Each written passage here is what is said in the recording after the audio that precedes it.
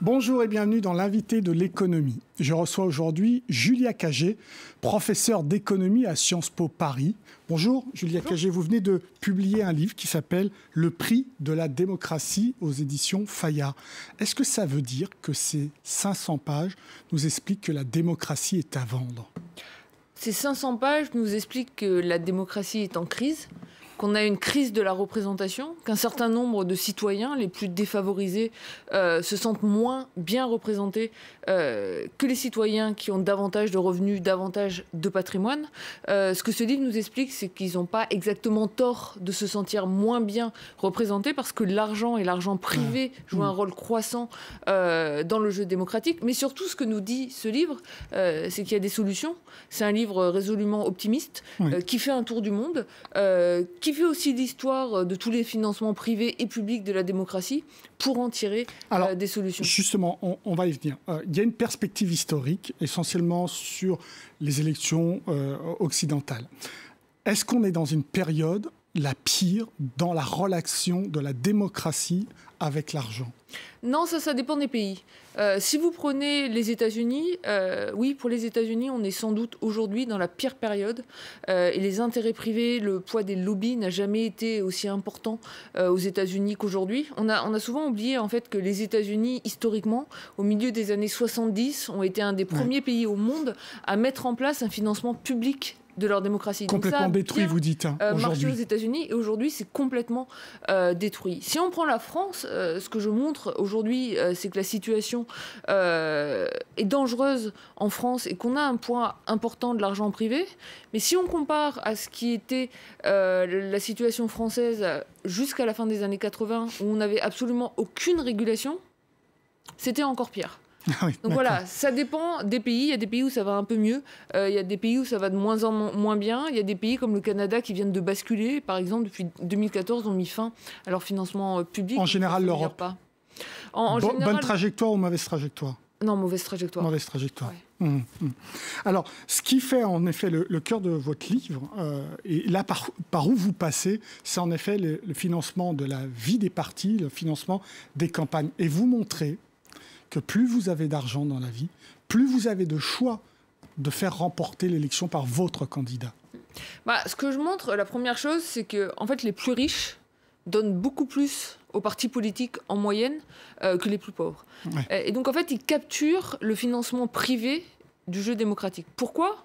Parce qu'on leur permet de le faire. Ouais. Et vous avez énormément de pays, vous n'avez aucune limite aux dons que peuvent faire les plus riches. Et même en France, en fait, où on a un plafond que certains considèrent relativement bas, vous pouvez donner 7 500 € par an à un parti. En fait, ce plafond est extrêmement élevé. Parce que pour un smicard, 7 500 €, c'est la moitié de son salaire annuel. Donc, il ne va certainement pas pouvoir donner 7 500 €. Donc, il y a une énorme inégalité par rapport aux contributions.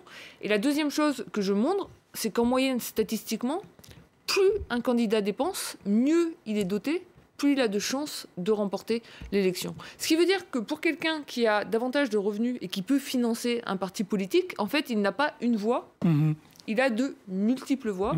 Et c'est vrai qu'il a plus de voix que l'ensemble des citoyens pour faire remporter. Mais ce que vous dénoncez, ce que vous pointez, c'est le fait que plus je donne parce que j'ai beaucoup d'argent, plus l'État me rembourse. Oui, alors ça, c'est un système qui est vraiment stupéfiant. Une fois qu'on l'a mis en place, on se demande pourquoi il survit encore. Et s'il y a une des choses que j'espère faire changer avec ce livre, c'est cet aspect inégalitaire-là, qui est le suivant. Si vous donnez aujourd'hui en France 7 500 € à un parti politique et que vous faites partie des 10% des Français les plus riches, quel est le coût réel pour vous ? 2 500 €. Et il y a 5 000 €, donc 2 tiers de ce que vous donnez, qui est à la charge de l'ensemble des citoyens, y compris les plus pauvres. Si maintenant vous êtes un jeune, un travailleur précaire, un étudiant, et que vous donnez 600 € à un parti politique, vous n'allez certainement pas donner 7 500 €, vous n'en avez pas les moyens. Le coût réel pour vous est de 600 €. Pourquoi ? Parce qu'en fait, comme vous faites partie de la moitié des Français les plus défavorisés, vous ne payez pas l'impôt sur le revenu. Vous payez énormément d'autres impôts, mais vous ne payez pas l'impôt sur le revenu. Et du coup, vous ne bénéficiez pas des déductions fiscales associées aux dons. Autrement dit, on a mis en place en France, mais ce n'est pas le cas qu'en France, vous avez un système identique en Italie, en Allemagne, dans de nombreux autres pays. On a mis en place un système dans lequel les plus pauvres paient pour satisfaire les préférences politiques des plus riches. Alors ça va plus loin. Vous parlez beaucoup de philanthropie, donc de ces grands milliardaires, notamment à travers les grandes entreprises des high-tech. Est-ce que ce système, ce modèle philanthropique, qui est plutôt anglo-saxon, est en train d'arriver chez nous ? Oui, on le voit de plus en plus se développer en France parce qu'on a mis en fait une fiscalité qui était avantageuse dans ce domaine depuis Nicolas Sarkozy avec la création des fonds de dotation. Et ce qui fait qu'on voit ce système se développer de plus en plus, notamment dans le domaine de l'art, mais également dans le domaine de la recherche, dans le domaine de la santé, etc., etc. Ça veut dire quoi ? Ça veut dire qu'aujourd'hui, si vous reprenez un musée comme le Centre Pompidou et que vous regardez en fait la possibilité pour le Centre Pompidou d'acquérir des œuvres nouvelles, son budget annuel va être plusieurs dizaines de fois inférieur au budget de la Fondation LVMH. Et du coup, on a une privatisation, même dans le domaine de l'art, où les plus riches, finalement, peuvent exprimer librement leurs préférences, choisir les artistes contemporains qu'ils veulent exposer. Et là, comme pour le financement d'ailleurs de la politique, ils sont subventionnés aux 2/3 par l'État, c'est-à-dire par l'ensemble des citoyens. Ça s'est amplifié avec notre président Macron ? Ce qui s'est amplifié avec le président Macron, c'est surtout le poids des lobbies. C'est-à-dire que Macron a fait rentrer dans les cabinets énormément d'individus en provenance d'entreprises privées. Il a multiplié finalement les allers-retours entre le secteur privé et le secteur public, ce qui donne davantage de poids finalement à ceux qui proviennent du secteur privé, ce qui s'est aussi accentué avec le président Macron. C'est une fiscalité extrêmement favorable aux plus riches et défavorable aux plus pauvres. On a eu la suppression de l'ISF, on a eu la flat tax. Tout ça, ça représente une perte fiscale de l'ordre de 5 à 6 milliards d'euros par an, alors qu'on nous parle d'un plan pauvreté qui n'atteindra pas les 2 milliards d'euros par an. Pourquoi ? Je l'explique en partie dans mon livre, parce que Macron a financé sa campagne grâce à des dons privés qui lui ont été donnés par les plus riches et d'une certaine manière, maintenant il la remercie par une fiscalité plus avantageuse. Alors je rappelle que vous avez été conseillère du candidat du Parti socialiste Benoît Hamon.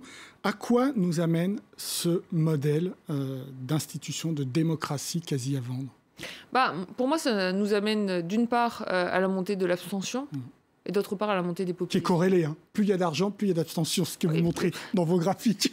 Plus il y a d'argent, plus il y a d'abstention. Et je pense que quand on regarde aujourd'hui ce qui se passe aux États-Unis avec Donald Trump, quand on regarde ce qui se passe en Italie avec Salvini, avec ce développement des populismes, d'ailleurs non seulement à l'ouest, en Europe, mais surtout également à l'est, c'est le signe de quoi ? Quand vous interrogez les citoyens, ils disent on ne fait plus confiance aux politiques. Pourquoi ? Parce que les politiques ne prennent plus en compte nos préférences. Quand on regarde les chiffres maintenant comme chercheur, il y a une étude extrêmement intéressante qui a été faite aux États-Unis par un politiste de Princeton qui s'appelle Martin Gilens. Il montre quoi ? Il montre que les politiques ne répondent plus qu'aux préférences des plus favorisés. Ce qui ne veut pas dire que les préférences des moins favorisés ne sont jamais entendues. Elles sont entendues quand elles correspondent aux préférences des plus favorisés. Ce qui marche souvent sur des thèmes de société, par exemple l'autorisation de l'avortement, le mariage pour tous, mais ce qui ne va pas du tout marcher sur les questions économiques. Et Martin Gilens, lui, il appelle ça la démocratie par coïncidence. J'aime beaucoup cette formule, la démocratie par coïncidence. Le problème, c'est que quand ça coïncide plus beaucoup, et en fait on le voit aujourd'hui en France, ça coïncide quand même de moins en moins, ça pousse les Français, ça pousse les citoyens vers les extrêmes, vers les mouvements populistes qui leur disent quoi ? Regardez-nous, je vous comprends. Et moi, je dis, la solution, c'est pas le populisme, la solution, c'est pas l'abstention. Par contre, vous avez raison sur le constat, il y a un déficit de représentation. Donc, améliorons la représentation en limitant les financements privés et en développant un financement public. Donc ça, ce sont vos propositions. Vous parlez d'un bon pour l'égalité démocratique, un BED. Chaque Français, au moment de sa déclaration d'impôt, 7 € qu'il attribue à un parti. Oui. Moi, ce que je propose, c'est de dynamiser et d'égaliser le financement des mouvements politiques. Donc chaque année, chaque Français aura 7 € d'argent public qui lui seront donnés, qu'il pourra allouer au financement du mouvement politique de son choix.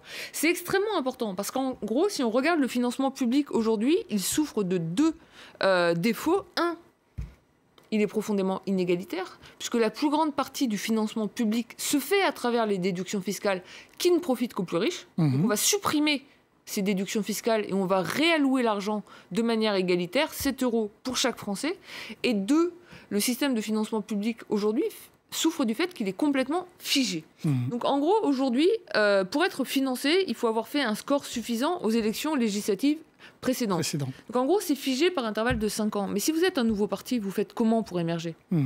Alors, soit vous êtes En Marche, et dans ce cas-là, non mais c'est vrai, vous êtes En Marche, dans ce cas-là, vous allez lever des fonds auprès des donateurs privés, ce qui influencera ensuite la politique économique que vous allez mener. Soit vous êtes un parti plus marqué à gauche économiquement, notamment du point de vue de la politique fiscale, et vous n'émergez pas. Autre solution, très rapide, vous parlez d'un Parlement différent, 2 tiers élus et 1 tiers qui vient de la société civile, avec une meilleure représentation des salariés, des ouvriers. Oui, ce que je propose, c'est l'Assemblée mixte, mais ce tiers est également un tiers élu. Mais par contre, ce que je propose, c'est qu'il soit élu sur des listes à la proportionnelle, qui soient représentatives socialement. On a réussi à introduire par la loi la parité homme-femme. Et moi, ce que je dis, c'est qu'il faut aujourd'hui introduire par la loi, parce que sinon, ça ne se fera pas autrement, la parité des catégories socio-professionnelles. Et donc, en gros, aujourd'hui, en France, les ouvriers, les employés, les travailleurs précaires, ça représente environ 50% de la population active. À l'Assemblée nationale, aujourd'hui, en France, on a combien d'ouvriers ? Zéro. Voilà, c'est vraiment pas beaucoup, zéro.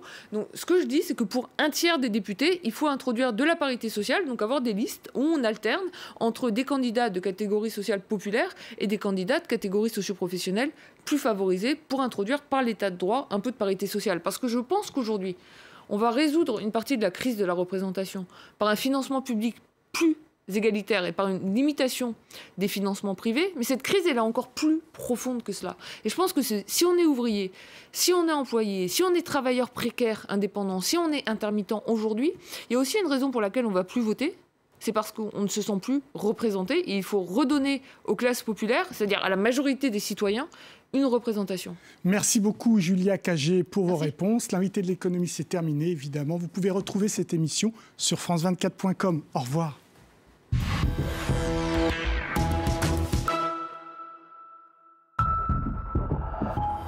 La semaine de l'écho, présentée par Stéphanie Antoine.